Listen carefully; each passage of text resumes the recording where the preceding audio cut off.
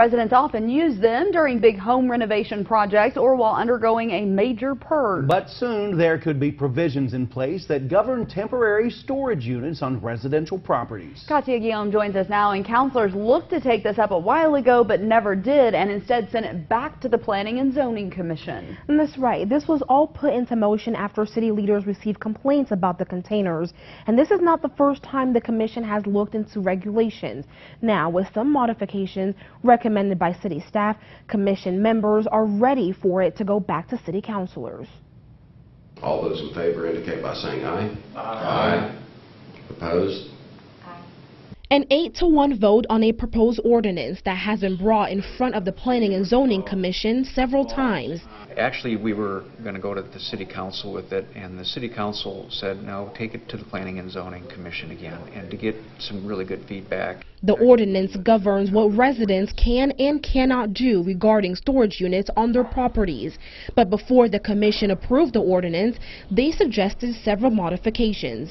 Make sure the provisions are right, that meets the interests of the city and the business community, and so it was brought back in May. Director of Community Development Dana Schoening says some modifications to the proposed ordinance are not limiting the amount of storage units a resident can have, how much space they can occupy, the time frame a resident can have a unit, amongst many other things. The Planning Commission was asked to act on it, to recommend the ordinance to the City Council, and then they did. But not all commission members voted to send the ordinance on to councilors. I was against the sending this proposal to the City Council because I don't think it allows enough time for citizens or for the business to do what they need to do with this particular product. Vice Chairperson Crystal James says she was also against limiting residents on how long they can have a storage unit. If someone needs it for 4 months, they may not need it again for another 5 years.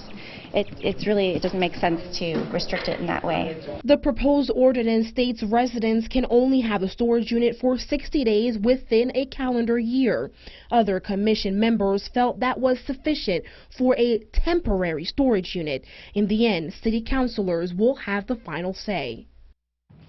Now, if a resident wants to keep their storage unit for more than 60 days, they would have to get a building permit. And if councilors approve the proposed ordinance on their July 17th meeting, then Schoening says code enforcement officers will hand out citations to residents who left the containers sitting on their property for too long. All right, Katia, thanks so much for that update. A man